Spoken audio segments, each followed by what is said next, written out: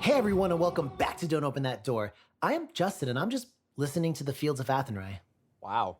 I'm Nico, and I'm Kukulin, aka Kukulin, if you are a weeb and know that name from Fate's Day Night.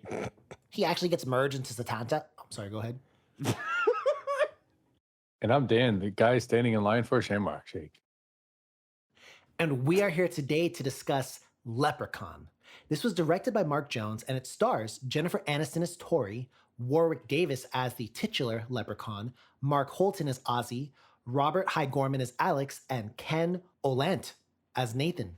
So we open with Dan O'Grady, a man returning home from Ireland. He's telling his wife that they are rich. You see, in Ireland, he managed to actually catch a leprechaun. What are the odds? And it gave up its gold. Unfortunately for Dan, though, the leprechaun followed him back to America and actually appears in the O'Grady residence. They kind of get into a little bit of magical fisticuffs, and O'Grady does manage to seal the leprechaun into a packing box, but his wife ends up dying in the process. Overall unfortunate, but I mean, the leprechaun's been sealed away, right, Dan? Well, temporarily, anyways.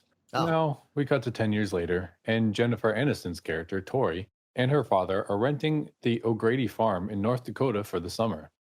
The farm is fairly run down. In the process of looking around the house, Tori meets the hunk, the contractor, Nathan, and his 10-year-old brother, Alex, and the comedic relief, Ozzy. Tori protests the living conditions at first, as it's pretty run down, but after experiencing some sexual tension between her and Nathan, she decides to stay at the house. Meanwhile, Ozzy digs around the basement and accidentally releases the leprechaun from his box. He manages to escape after a brief confrontation. All right, well, now I'm on the edge of my seat. Nico, what follows? So Ozzy tells everyone what he saw, but nobody believes him because, again, he's the comedic relief of the film. And he spots a rainbow, and then he and Alex follow it, eventually finding a bag of gold coins at the end of the rainbow. Ozzy accidentally swallows one of the coins while examining it because, again, comedic relief. Leprechaun then lures Tori's father into a trap and gravely injures him, sending him to the hospital and away from the screen for the rest of the movie. After taking him to the hospital, Alex and Nathan go to a coin shop to see if the gold is pure, and the pawn shop owner asks if he can keep the coin overnight and appraise it. The leprechaun kills the pawn shop owner via pogo stick, takes his gold coin back, which is one of 100, and then makes himself a go-kart and rides back to the farmhouse like this entire movie is a track in Mario Kart. But on the way back to the funhouse, The funhouse? I mean, on the way back to the farmhouse, certainly not a funhouse, the leprechaun gets pulled over. Leprechaun kills the cop, though, because fuck 12. Main cast returns to the farmhouse, and they find it ransacked since the leprechaun got there earlier before they did and just turned the place inside out looking for his gold. At which point, the leprechaun manages to ambush our heroes, and they get into some hijinks fighting with him. Alex manages to find a shotgun, though, amazingly, and they shoot him with it. However, old Leppy makes it out of there alive. I mean, I gotta know what happens. Dan, lay it on me. This is where things start to get a little bit more complicated as the leprechaun destroys Nathan's truck's engine. Now they can't escape. Tori finds the bag of gold and returns it to the leprechaun, and she believes that their troubles are over because the leprechaun now has his gold. Unfortunately, the leprechaun notices that he's missing one coin, and he once again brings the motherfucking ruckus upon our protagonists. When the forces of good and evil once again collide, our heroes distract the leprechaun by tossing shoes at him because the leprechaun has a shoe fetish. And he is compelled to just keep them clean. Tori decides to check in with Dan O'Grady at a nursing home to see if he knows how to kill a leprechaun, and he actually does have a secret way to kill a leprechaun, which is by placing a 4-leaf clover on the leprechaun's body. This explains why I could never kill one. I just never found a 4-leaf clover. Anyways, Tori returns to the farmhouse, aka the funhouse, armed with the knowledge of how to destroy her enemy. She is, though, interrupted by the leprechaun, but Nathan and Ozzy, alongside the trusty shotgun, come to her rescue. They manage to find a 4-leaf clover, but in kind of the meantime, the leprechaun was attacking Alex. Ozzy pulls, like a critical move and distracts the leprechaun, telling him that he swallowed the last coin, which incites the leprechaun to come attack him and injure him. This gave Alex the time he needed, though, because Alex actually puts the 4-leaf clover into his slingshot along with, some gum, and shoots it at the leprechaun directly into his mouth, actually, and sends him down a well into his death. That's pretty much the end of the movie, and to quote Alex, fuck you, Lucky Charms. But let's go ahead and take this from the top. So, audio. I mean, Dan, where do we start with this one? Audio was okay. They were a little heavy-handed in Foley and sound effects, fighting effects, and things. There were a few times where there was some pretty obvious overdub. That was kind of very obvious. At times. Few is being really generous there, Dan. I guess that is true. A lot of times. I kind of enjoyed the music, very orchestral, sort of. Not really a horrific kind of soundtrack, but very like adventure-y kind of. There are a couple cool clarinet licks in there too, and sort of the more mischievous parts when the leprechaun was doing his thing. Yeah, overall, I thought it was okay. Definitely could have been better on the overdub was the main things for me. I will say that one thing that really fucking took me out of it, made me laugh. There's a part where the leprechaun is in a wheelchair and he's chasing Jennifer Aniston's character. And the wheelchair is like turning around corners and making like screeching sound effects like it's a car making a very sharp turn. That shit had me laughing pretty fucking hard. But outside of that, yeah, I agree with what you said, Dan. Nico, anything for you to add to the fucking audio? I mean, it sounds like a fucking infomercial as a horror movie. Like, I'm gonna be real with you. I don't think the audio is very good. There's a lot of times where, like I said, or like Dan said, rather, there's a lot of overdub, a lot of ADR, and just the levels seem, it's very apparent that a lot of this was done after the fact, and it makes it seem very hokey in a strange way. I will say the sound effects were pretty comical, though, like you said, with the scene in the hospital where my dude was, multi-track drifting down the fucking ER halls. All right. And, don't stop there. Tell me what you think about the visuals as well. How do you see those? Oh, buddy. Okay. The movie's visuals, they look like a PS1 cutscene if the director was on LSD. The movie's visuals look like a Five Nights at Freddy's video game where the director didn't give a shit. The movie looks like some kind of back of a cereal box maze that you would go through while you're drinking your fucking OJ and thinking to yourself, God, my childhood sucks. They look like shit. Wow. Whoa there. Wow. God damn. Okay, I will say, the makeup on Warwick Davis was nice, but it looked like one of those fucking characters in that old dinosaur show on ABC where there was that big motherfucker who was like, oh, go, I got my little dumbass little baby, and he looks like a little shit. Are you talking about the real dinosaurs, like the real life ones? Yeah, the real life ones, the ones in fucking live action. Yeah, I know what you're talking about. Yeah. Sick. Does not look good. Jennifer Aniston's bad as fuck, though. Cosign. And while I process that, wow, I don't know what to call it from Nico, Dan, talk to me a little bit more about the design of the leprechaun, the creature design almost. How do you feel about the makeup and special effects as far as he's concerned? I kind of thought it was good. I mean, I'm hesitant to say that after that description, but I mean, it wasn't like award winning or anything like that, but I thought it was kind of reminiscent. It reminded me a lot of some of the other like 80s, early 90s films, and just sort of like that aesthetic. Whenever he did his powers, there's some really cheesy, very outdated like light effects and stuff. That was kind of bad.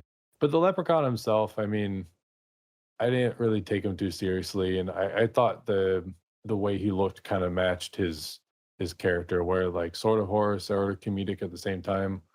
Yeah, that was my take on it.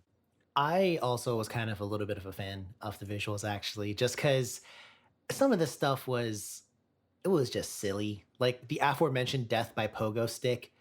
I'm sure nobody thought that was meant to be like serious, and I found that to be kind of funny. No, this is prestige horror.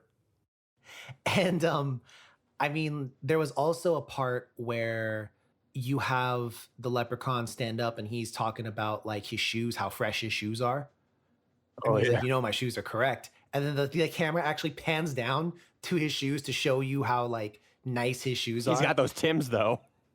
I mean, the Irish, I don't know what you would call them, but he's got like the custom joints. But yeah, I don't know. I kind of like the visuals a little bit. And also I think visually as well, the movie really did represent what it wanted to. Like, Jennifer Aniston's character, the kind of airheaded hot chick. You have the, Nathan, who's the really buff, just working guy. Alex, the shitty kid. Ozzy, comedic relief. Like it kind of ties in a little bit with the visuals because everything's so simple. It's not complicated at all. This is oatmeal. You know exactly what the fuck you're about to get. So there's that. Now, Nico made a joke about something that we never joke about on the podcast, which is prestige horror. But I want to follow up here a little bit. Dan, what kind of horror is this to you? What do you call this? I mean, to me, this is a comedy horror. It's got, as we kind of talked about, a ton of comedic relief in, the character Ozzy, but also just the effects, the visuals, the, sort of everything really. I also, maybe a hot take, but I also get slasher elements from it too. Ooh. Well, I say ooh, in excitement. Ting, ting, walla, walla, bing, bang. Because speaking of, Nico, I need you to tell me true. Is this a slasher to you? No, it's not. I not? really don't think it is. Like when I think of slashers, I think of a lot of set pieces that are designed around the violence of murder. But when we have the sort of the violence in Leprechaun, it seems almost incidental more than anything. It seems haphazard and slapstick more than visceral and cinematic, I guess. I thought Death by Pogo Stick was pretty visceral, bro. Well, yeah, but He kept stabbing that's him funny. over and over and over again with that pogo stick. Yeah. So, real quick, side note to the audience, my new metal band, The Violence of Murder, is gonna be hitting stores soon. Good shout out to you, Nico. But I want to pose this question to the room. Correct me if I'm wrong, but there is a total kill count of 3. You get Mrs. O'Grady, Mr. O'Grady, and the coin shop guy. The cop. The cop. 4. Four Yeah. people died. Is that enough for a slasher? Do you think, to your point, Nico, is that why you don't consider it to be as such, that you need a little bit more there? I don't know if it's the body count. I think it's the intensity of it. Like, and to your sort of train of thought here, I can't necessarily think of another slasher movie that we've reviewed where there has been a rather minimal kill count. But in other slashers that we have reviewed, they've been much more visceral and just it's something like it's a visual delight almost when those scenes happen. It's like something you go and talk about. Like, when we were reviewing Friday the 13th, I remember we were talking about like, yeah, they stabbed Kevin Bacon through the fucking neck. That was insane. And like, yes, Dan, to your point, it is very funny that this little tyke just pogo sticks a guy to death, but that's about all I can think of that it's got to write home about for as far as its death scenes. I guess that's a point. I guess that is a point there. Personally, if I had to kind of put it within a genre by itself, I almost want to call this, I think it has a lot of similarities to a ghost type movie, as well as a slasher. How? The reason why I see a lot of ghosts in this is I almost feel like there's this force and it wants something. There is something directly that it wants from this realm, from this earth. Leprechauns are magical creatures. They don't follow the laws. Neither does this one. He fucking jumps out of fridges. He eats car parts. Like, he does all this crazy shit. And he can be appeased. And I think appeasement to me is one of the biggest kind of things that gives away to ghosts, because the leprechaun can be appeased. Give him his coins. He won't hurt you. He's out there with Tori, and, Tori's like, oh, here's your coins. And he's like, he's siced. He's like telling her he's super happy about it, and then he just leaves. Sounds like me gold. Yeah, sounds like his gold, tastes like his gold. Smells like me gold. Tastes like me gold.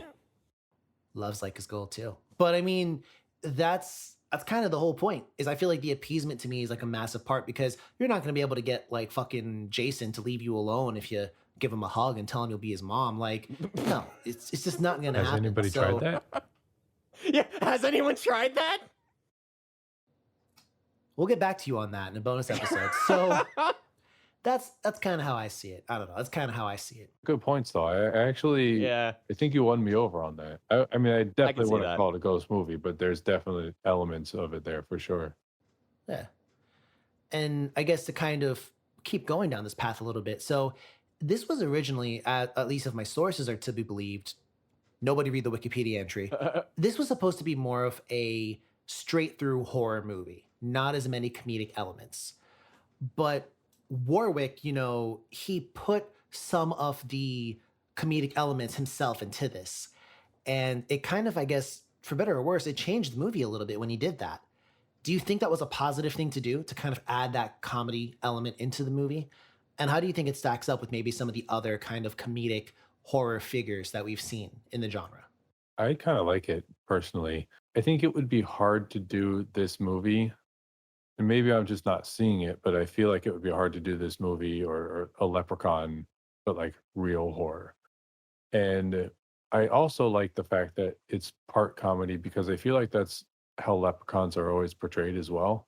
So I feel like that's sort of true to the leprechaun lore or character. Now, Nico, do you think a character like this stacks up to, I mean, the first one is, and we already know how your history with this character, but Chucky, how does the leprechaun stack up with someone else like Chucky, who also has a little bit of a comedic tinge to his movies? Or maybe even if I want Yeah. to stretch and say Freddy, although Freddy's kind of in a different class. Freddy's very much in a different class, yeah. I will say I was making a lot of comparisons to Child's Play when I was watching this. I think that this is a movie that's sort of, particularly in comparison to Child's Play, it much more so embraces the comedic stylings and the absurdity of it. None of the characters seem to be trying to give any kind of Oscar-worthy performance, and that's fine. That's not anything that you're going to be coming to this kind of movie that you're looking for when you see this tiny little motherfucker, this shoe cobbler who gets distracted by some Reeboks in the middle of a fucking bloodbath. Like, you know you're not going to get some, like, Daniel Day-Lewis shit out of this. So it's fine. I mean, it's... It wasn't as infuriating to me as Child's Play, but and this will come into play in my rating of it later, that was both a benefit and a weakness to it. And I'll just leave it at that for now. Got you. I want to kind of change gears. I want to move forward, but by doing so, look at the past. Nico, you talked once again about my metal band, The Violence of Murder. And EP coming this summer. yeah, pretty much. Did you know that they actually did reshoots to add more gore to this movie? Oh, your metal band did reshoots? Yeah. But do you think that this movie had enough gore to you, would you say? And do you think the reshoots were worth it? I mean, I'll be real with you. I don't particularly recall any of the main huge gory shots after the fact. None of them particularly stuck with me, but I will say that if they hadn't included some of the gore and violence, I think the movie would have definitely suffered for it because, like, as a genre, horror is a genre of extremes a lot of the time. When you go to see a horror movie, you're looking to be scared, you're looking to see some kind of violence, you're looking to see some sort of fucked up shit. And if there wasn't any kind of really fucked up shit alongside this whimsical ass green motherfucker, then, like, what's the point? I agree. I agree. In my perspective and in my opinion, I think the reshots to add the gore are good for the movie overall. I agree with a lot of what Nico said. And to be honest, some of it was kind of funny. Like when he pogo stick the motherfucker on his chest and then his face got all bloody. That was I was pretty like, funny. I was like, all right. Come on, son. But I don't know. To me, it kind of helped cement it a little bit more as a horror joint. Although, to be fair, and this is where I got a little confused, they dropped like the fuck letter word in this movie. And they really didn't have to. Bruh, Like, the fuck letter word. that's what they say. It is, yeah, that's the name of the term. And they even had a kid say it just to really tack on the badass moment there. I mean, you almost wonder if they couldn't have actually cut some stuff out to slide it under that PG rating almost. I mean, I guess they could have. I'm glad they didn't. I'm glad they added more and kind of what Mhm. Nico was saying. I totally agree. I kind of wish that there was a little bit more, actually. Honestly, if this movie was PG, I wouldn't want to see it. And I'm just full of questions today, I guess. But I want to go ahead and take a look at some lore here, if you guys don't mind. I like lore. Mm. So, Okay. traditionally speaking, leprechauns can be a lot of things. They can be tricksters, they can be a little bit malevolent at times, and they can also kind of be a warning against being greedy, really, kind of like a bad fate awaits those who really chase down greed. Nico always says, fuck the big C. And it really capitalism. And Oh, it yes, true. and it really, stands to reason here. But do you think any characters in this movie were greedy by chance? Was anyone greedy? Aside from O'Grady, which I just now caught that Grady. Wow. You got me fucked up. I'm upset. Clever. I'm upset. This movie gets a +1 bonus. +1 out of 100, to be Yeah. clear. Hey, just for naming a character, that's a lot of Yeah, points for naming fuck. a character. God damn it. You want to know something else? What? Jennifer Aniston's character, Tori, Tori Birch, being obsessed with materialism and materialistic things. Y'all don't know what Tori Birch is, do you? Nope. Wow. Not even a little. Wow. Fucking wow. Okay, you know what? One day when you grow up, you'll find out. Tori Birch, high fashion, bro. Bags. Okay. Wow. I You know mean- what? All the ladies on the podcast know exactly what I'm talking about, all right? I'm sure I'll get the 3rd degree from Nell later. It's fine. But in any case, I kind of think that was interesting. There's also a cool little scene where I guess Nathan, reveals to Tori her hypocrisy almost when she won't eat the meatloaf. And I say that with fucking air quotes because what the fuck was that on that plate? Look like a dirty sponge. Yeah, they're at a diner and she like won't eat the meat. And she's like, because it's just a dead chopped up cow. And the gentleman that he is, he removes her shoe and holds it up to her, the face of her hypocrisy, and says, this too is but a chopped up cow. I mean, Nico, I want your take on that. Was it poetic? What is man but a miserable pile of secrets? That's what I have to fucking say to that. That scene was like, I think that was the fucking filmmakers trying to like play at being somewhat intelligent and like satirical, like, oh, we can make big smart people points too. Like they weren't trying to fully endorse it by way of like Troll 2, for example, which has a surprisingly cogent line of not eating meat throughout the entire film. Go check out that episode. But no, I really think it was just a throwaway line. All right. And kind of last but not least, I really want to focus in on our villain here. So first off, let's talk about the Leprechaun's powers a little bit. I mean, he seems to be very fucking powerful. He's got the ability to warp and drive a go-kart. I mean, Nico, what else do you think, about the Leprechaun? Is he powerful? Is he a powerful foe? He's got the ability to cast fuck you and shoot green rays out of his hands. Sometimes. He should have used that ability more to like shoot shit out of his hands. Yeah. Once he gets his coins, he's like, haha, my powers are returned. And then doesn't use any of his powers. Yeah, the power creep in this was weird. See, that's where y'all messed up because he had full use of his spell list again, but unfortunately, he had used all his spell slots for the day. Okay. They're lucky they caught him. He was gonna rest and come back stronger than ever, but it just didn't happen. But I want to ask, they're cobblers in lore. Leprechauns are, and how did you like the kind of little bit of added mythos there, where he is obliged to clean, your sneakers, your footwear, your sandals, your heels, your boots? How did you feel about him needing to clean those things? I thought it was funny, actually. I actually really like the scene when they're trying to escape and they just start throwing a whole bunch of shoes and then he stops himself from cleaning them so they get away. That shit was mad funny. Yeah, that was my second favorite scene. I fucking love that part. I love his reaction in that scene because like, I just got to do it. He's like, I got to make sure these shoes are clean. I mean, Nico, first of all, let me get your take on that. You being the foot fetishist you are, how'd you feel about that?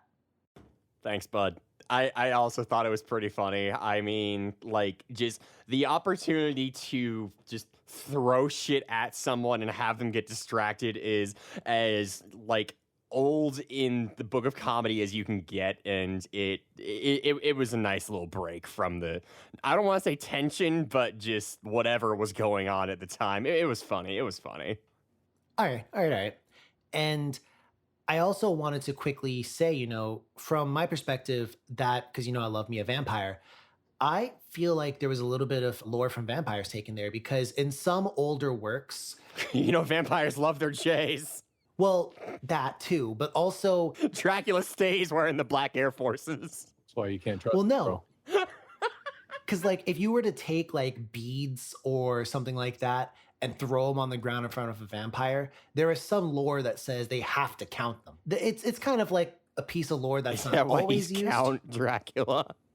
Yeah, the count is like COUNT, but there's a period there because the full name is Counter. He's Counter Dracula. Oh, Or it could be Count, comma, Dracula. Like, Count Dracula. remember Count Chocula? Yo, that shit was good. I could go for some Count I coffee always right now. thought that should have been like blood flavored. Did y'all ever had like blood cake, blood pudding? I've had blood. I have never had blood pudding. Oh, black pudding. I think is what the real name is or something. Are you a vampire? Just as So sus. next point, I want to know real quick: is the leprechaun evil? Yeah. You think so? In a chaotic way. Yeah, I was just gonna say I think he's chaotic neutral. I was about to say, for those of you who aren't familiar with the alignments, why don't we describe chaotic neutral real quick? So chaotic neutral is, you can think of it as an inverse of lawful, being where lawful, they have like sort of a code and a set of rules that they follow, but chaotic meaning that they do their own thing and they're not beholden to any kind of necessarily creed or anything. They'll just do whatever the fuck they want. And this is definitely a much more whimsical motherfucker. And neutral insofar as they are not necessarily going to be operating under, Beelzebub's thrall or anything. They're just out for their own goals. I think that Leprechaun is evil. I do think that much. But I almost kind of feel like he's evil if you fuck with him. Yeah. Because everybody that he messed up, he literally told them, that's not very nice what you've done to me. The fucking coin guy fucked him around when he like wouldn't give him back his coin, even though he kind of did.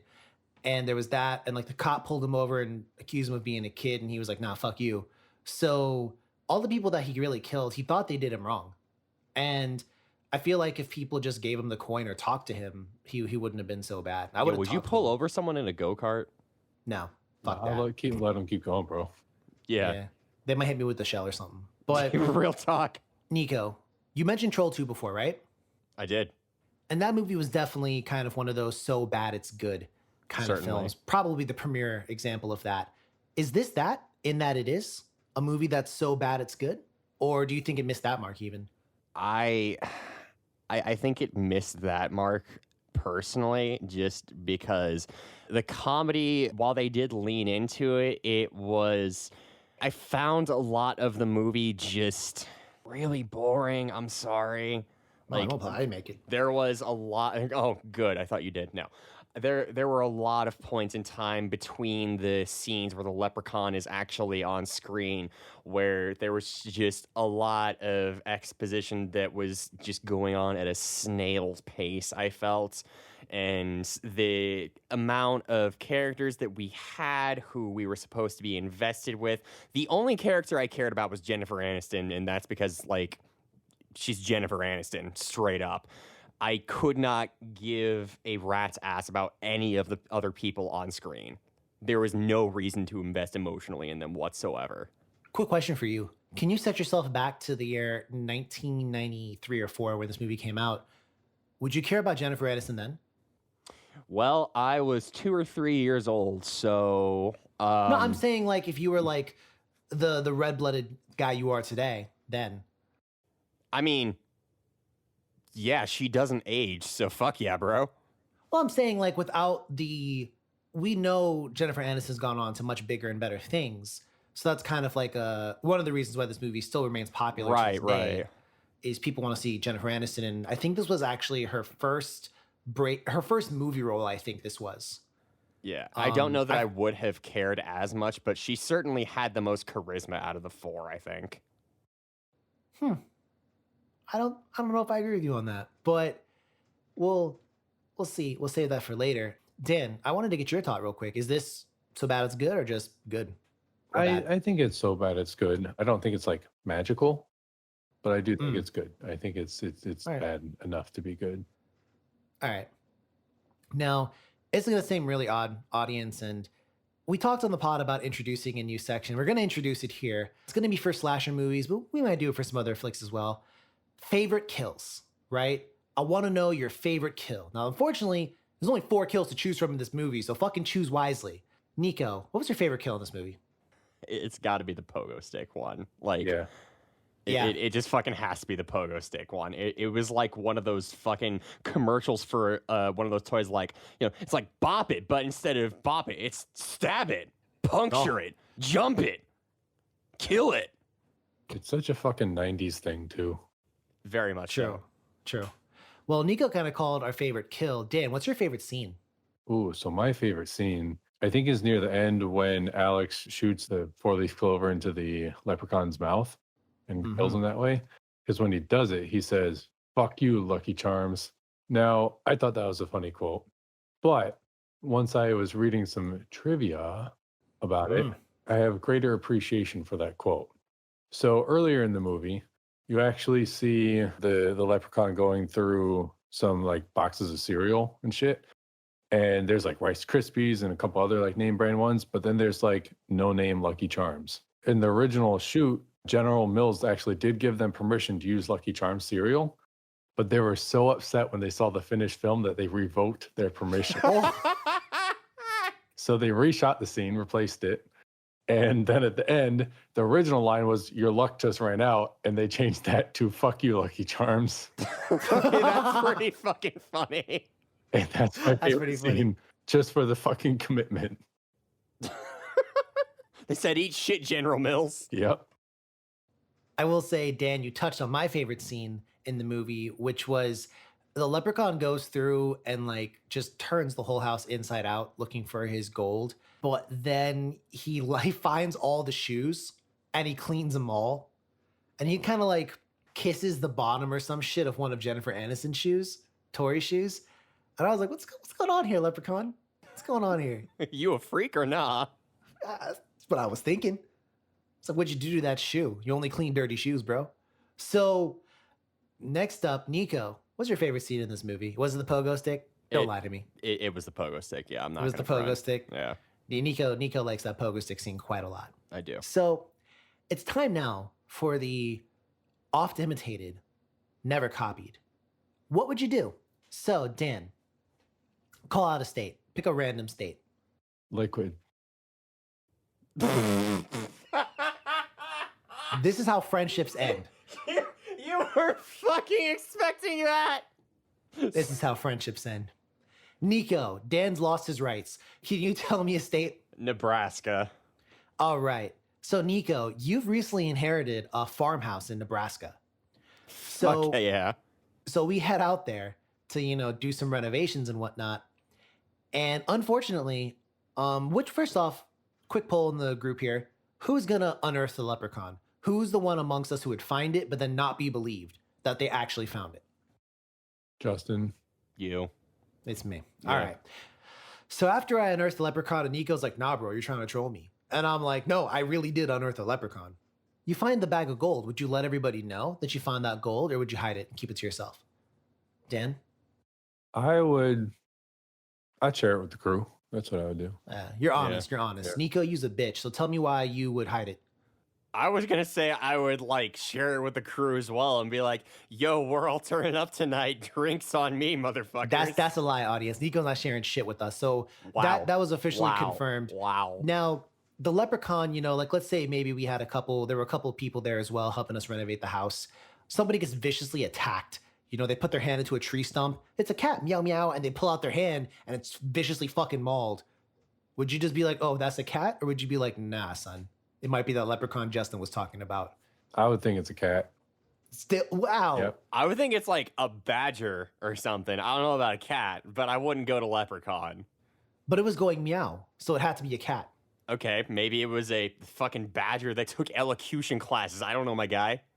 All right, so while Nico's elocutioning himself, we're gonna move on. So Nico, because he's a little hoe, takes the coin down to the coin shop, not the pawn shop, the coin shop. And the coin shop guy's like, yeah, sure, I'll keep it overnight. So he gets murked, and the leprechaun shows back up and attacks the three of us. So this guy shows up, you now see the leprechaun in front of you. How would you fight it off? I would kick it. I'd kick, yeah. So after you give it the Randy Orton punt and it just like starts shooting out magic and whatnot, what would you do? Would you ever talk to it and be like, hey, do you want your coins back, or what the fuck do you do? I feel like this is a talkative motherfucker. He would probably tell us. Well, I'm saying, Like- if he's like, I want my coins, give me my coins, what would you say? Okay, who the fuck are you? What's your name? Why do you want these coins? I'm the leprechaun. What's your sign? What's your rising? What's your ascendant? How old are you? Where are you from? 600 years old, Ireland. Oh, why are you such an ornery bitch? Bro, why are we role playing this right now, bro? So here's what I would do. There's a couple of times in the movie where the leprechaun has like a limerick or some sort of like fucking rhyme Rhymes. scheme or whatever, right? He's got I would bars. I would have Justin as my champion to like Oh, fucking shit. rap battle this man. Winner take all. Yo, get into a freestyle about cereal or some shit. What if he's like, you fools? Like he like brings out like a crew and they start like, he got like a DJ in the back and everything else. Oh, that'd be dope. This movie just completely changed genres. So, I mean, we'll take it to the end now and ran into Bonner. And Bonner was like, yo, y'all didn't know you just had to like take a 4-leaf clover and touch him with it real quick? So there's a patch of grass where there's supposedly 4-leaf clovers. Who among us do you think has the detect to find the 4-leaf clover? Literally any one of us. It's not you, Nico. It's Dan. Oh, okay, fuck me, I guess. Indeed. And last but not least, if you were in the movie, would it end the same way with basically you killing the leprechaun, or would you actually try and get the man his gold? Nah, I would kill him.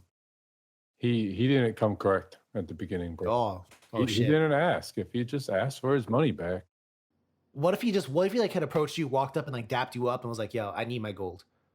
I would probably been like, oh shit, I didn't know this was yours. My bad. Here. That's how I like the movie to end. It's a much shorter film.